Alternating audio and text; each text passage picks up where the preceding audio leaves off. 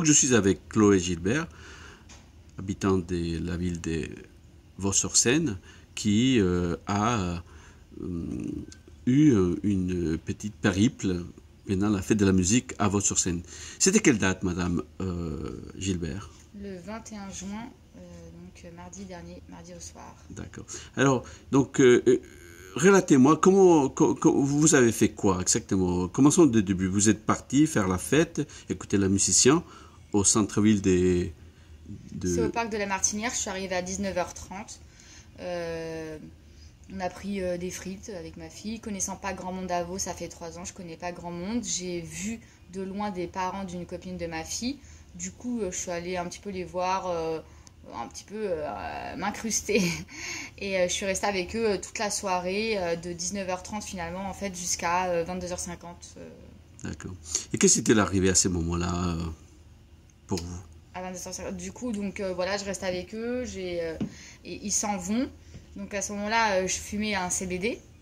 Et donc eux ils s'en vont, à savoir que en fait j'avais pas de feu, j'avais rien du tout parce que je suis pas fumeuse, donc j'avais ni feu, ni rien du tout s'ils avaient regardé dans mon sac. Donc je suis allée sur la piste de danse parce que j'avais pas dansé, en fait on n'avait rien fait de la soirée, donc je vais sur la piste de danse pour apparemment la dernière chanson, danser avec, il y avait personne sur la piste de danse, avec un monsieur qui dansait. Que je connaissais pas vraiment, donc j'ai dansé et là à ce moment-là donc la police la police municipale surgit derrière moi en me demandant ce que je fume, alors que d'ailleurs en plus je pense qu'il était éteint, voilà, donc puisque j'avais pas de feu, et je leur dis bah rien, si qu'est-ce que vous fumez, je leur dis bah je fume du CBD. Du coup Qu'est-ce que c'est le CBD pour vous? Le CBD, c'est du chanvre, du chanvre thérapeutique en fait. C'est légal ou pas? C'est légal. Oui, j'ai acheté ça au bureau de tabac. D'accord. Du coup, donc il n'y a que du CBD, non du THC, donc il n'y a aucun effet psychotrope, je pourrais dire. Bref, c'est légal. Donc, légal. Ok. Donc eux, ils vous interpellent en disant qu'est-ce que vous fumez? Voilà, je leur et dis vous du répondez CBD. quoi? Je leur dis du CBD. Du coup, je leur donne le CBD et je leur dis regardez, prenez-le, parce que je sais que c'est un peu compliqué. Donc je leur dis gardez-le, prenez-le, vérifiez et vous me le redonnerez quand vous verrez que c'est bien du CBD. Étant vauxoise et ayant un enfant, il me voit tout le temps à la sortie d'école, donc il sait qui je suis visuellement, il sait où j'habite. Donc à ce moment-là, je me dis, voilà, il n'y a pas de souci. Donc là, ils veulent pas. Et non, ils veulent pas. Ils veulent vous amener où? Enfin, ils veulent, c'est pas qu'ils veulent pas, mais je sens qu'ils sont pas dans la compréhension. Ils me disent oui, vous avez des factures, vous avez des factures. Je dis oui, j'ai des factures sûrement, mais chez moi, enfin, ou je sais pas. Du coup, où j'avais en plus de ça une carte, enfin bon. Et j'ai écouté, d'ailleurs, j'ai vu le gérant du tabac de Vaux-sur-Seine, et je pense que lui, il pourra vous dire, effectivement, il pourra me reconnaître et vous dire qu'occasionnellement, j'ai acheté du CBD dans son établissement, à plusieurs reprises. Du coup, là, c'est pareil, ils me répondent pas, j'ai pas de réponse, je sens qu'ils sont encore un peu dans l'agressivité, quoi, pas dans la compréhension et dans le dialogue. Donc je leur dis, bah écoutez, mais appelez la police nationale.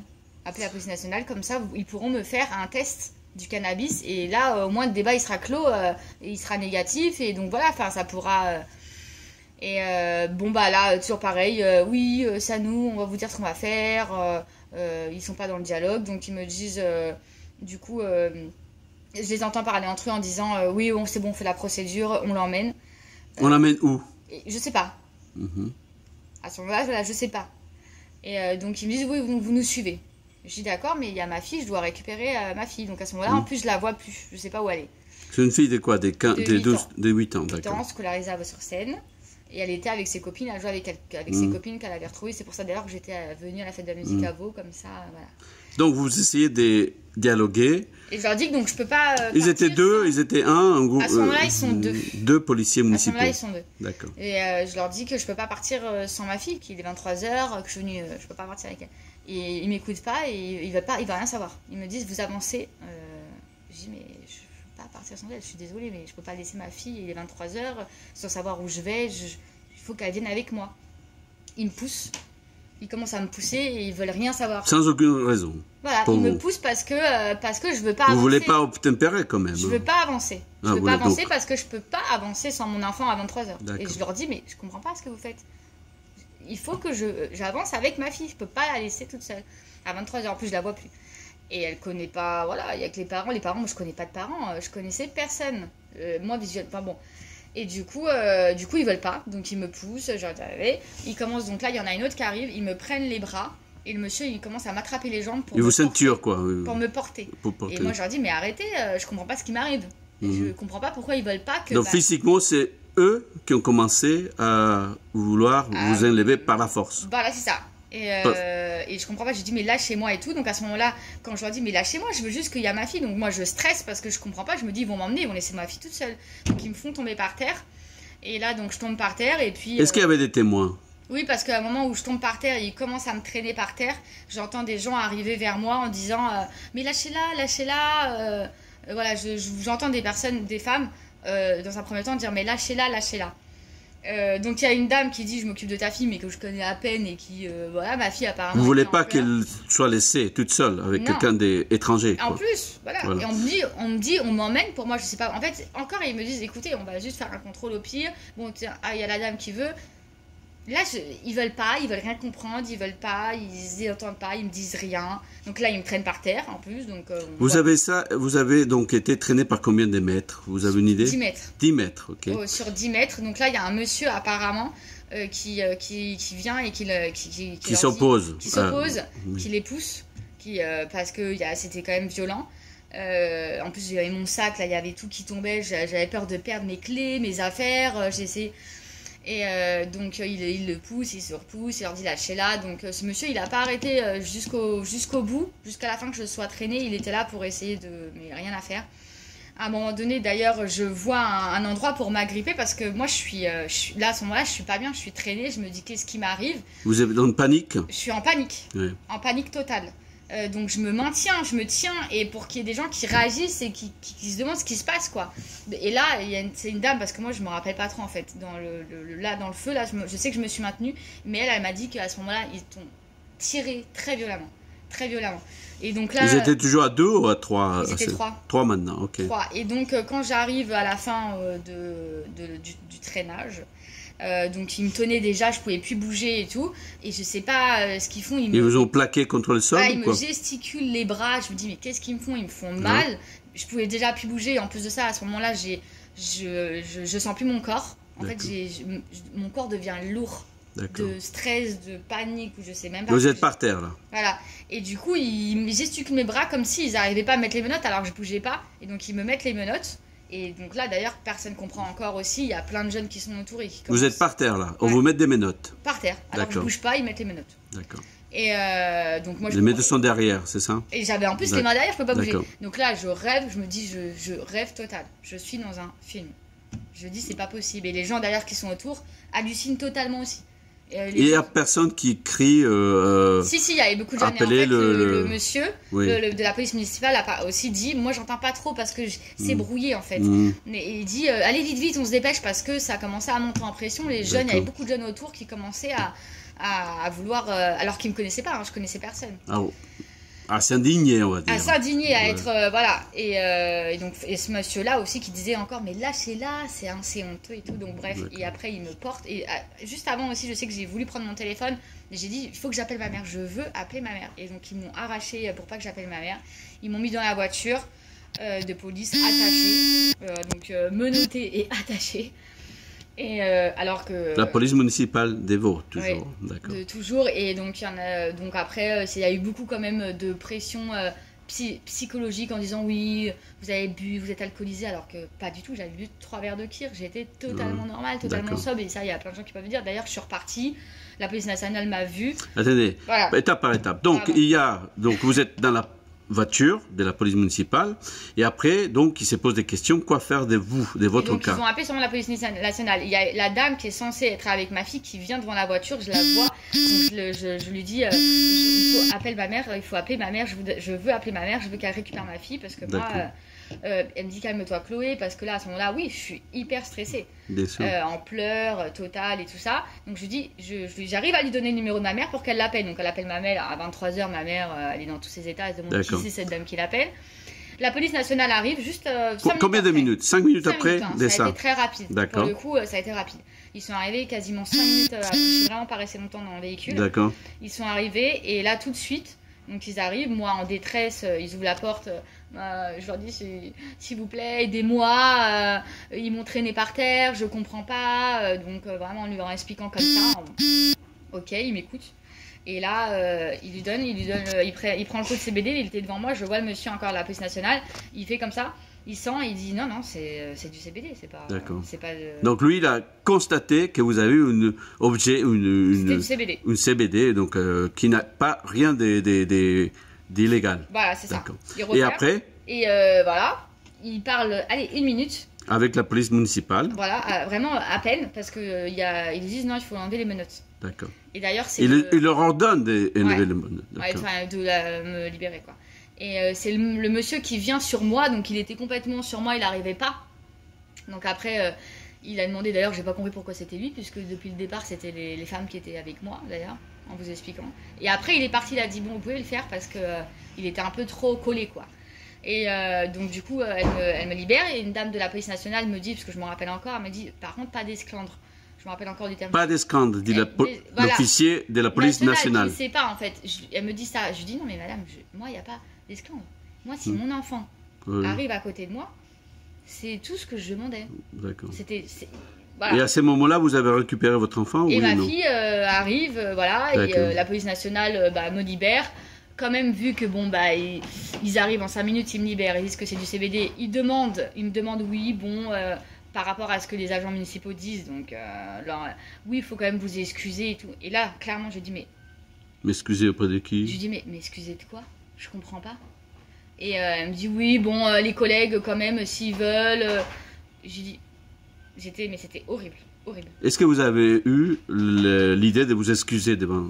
Bah, du coup, je l'ai fait parce que c'était un chantage. C'était si je m'excuse pas, on vous ramène pas votre fille, quoi, presque. Enfin, ah, donc vous excusez auprès de la police municipale. Bah, je dis, mais je leur dis quand même, hein, à l'international, je dis, mais je comprends pas, m'excuser. Donc ça veut dire quand même que vous excusez pour quelque chose que vous avez pas fait. Fait ou pas fait? Bah non, je sais pas pourquoi. Je sais pas de quoi, mais bon. De quoi on vous rapproche? Vous savez pas? Je sais pas, mais c'est ce que je dis à la police nationale. Et d'ailleurs, le pire pour moi, l'indignation encore plus. Déjà, je suis humiliée, indignée devant tout le monde. Il y a eu des répercussions à l'école parce que les enfants en ont parlé. Pas trop vite. Dites-moi juste étape par étape. Pardon. Donc vous êtes là, vous excusez auprès des officiers de la police municipale, et là quelque chose rentre dans les rangs, c'est-à-dire vous êtes avec votre fille. Vous êtes quelque part satisfaite. J'essaye de parler au maire. Voilà. Écoutez, étape par étape, donc vous essayez dans la foulée parler au maire, mais le maire n'est pas là. Si, il est là. Il est là. Et qu'est-ce qu'il vous dit, le maire, le soir même de cet événement? Le soir même, il écoute. À un moment donné, quand même, il dit oui, mais enfin, madame, la dame qui était avec ma fille, vous la connaissez? Je dis, mais je la connais pas. Parce qu'elle aussi, elle pensait que j'allais aller au commissariat. Je dis, je la connais de vue. Je connais ni son adresse, ni son numéro. Enfin, d'accord. Donc, il y a beaucoup des interrogations, on va dire. D'accord. Voilà, moi, je dis, moi, je la connais pas. En plus, comme on est dans le dialogue, mais après, il écoute quand même ce que j'essaye de dire. Mais l'officier de la police municipale écoute, entend, et vu qu'il veut. Il est dans le déni. Il dit oui, bon, allez-y parce que je pourrais changer d'avis. Alors que lui, il a rien à voir dans tout ça. Mais enfin. Écoutez, donc on va vite. Vous êtes quand même quelque part choqué. Et qu'est-ce que vous avez fait après? Est-ce que vous avez eu une plainte? Est-ce que vous avez déposé plainte ou quoi? Quelle est la suite? Le lendemain, oui, je dépose plainte parce que je suis choquée. Donc le 22 juin, vous vous levez et vous vous dites je vais porter plainte. Je vais porter plainte, ouais. D'accord, vous l'avez fait? Je vais chez le médecin.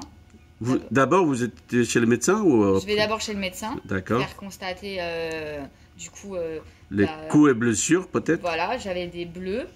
Enfin, j'avais 2-3 bleus sur le bras gauche. Très mal aux 2 poignets. Et sur le bras gauche, je ne pouvais pas bouger mon bras. J'avais mal, j'avais le bras complètement... Voilà, je peux donc pas vous avez un avis d'un docteur. Et après, vous êtes porté plainte où exactement? À la gendarmerie d'Équevilly. Ok. Et pourquoi Équevilly? Et pourquoi pas les Mureaux? Où ça dépend de votre... Moi, je sais pas de où je dépends. Moi, je me tape sur internet gendarmerie parce que je voulais aller dans une gendarmerie. D'accord. Et j'ai trouvé gendarmerie d'Équevilly. D'accord. Alors, on est où maintenant? C'est presque une semaine plus tard. Hein? Vous avez pris contact avec les autorités compétentes comme la police municipale, le maire ou la police nationale? Vous avez pris contact pour savoir où on est de votre... Je n'ai pas repris contact, mais dès lors le lendemain de ce qui s'est passé, effectivement, je voulais prendre contact avec le maire Donc j'ai appelé pour pouvoir prendre rendez-vous. J'étais pas recontactée, j'ai été recontactée aujourd'hui, d'ailleurs, une semaine après. Donc j'ai un rendez-vous effectivement avec le maire le 11 juillet.